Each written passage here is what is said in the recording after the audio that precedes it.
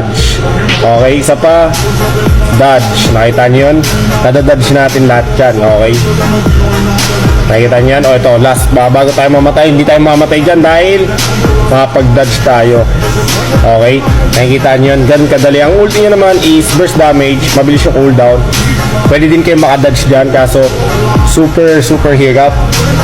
Magagawa mga kabisado nyo yan pag na-spam nyo na. Okay. So, gagawin natin dito guys. Magdadash tayo dito. Papunta sa kabila. Tapos hindi tayo mamamatay. Okay, kahit may tower. Okay, tingnan natin ha. 1, 2, 3, go. Okay. Dahil kasi guys, ang favorite ko talagang hero is si Fanny. Okay, ayun talaga yung favorite kong hero. Hindi talaga si Lance.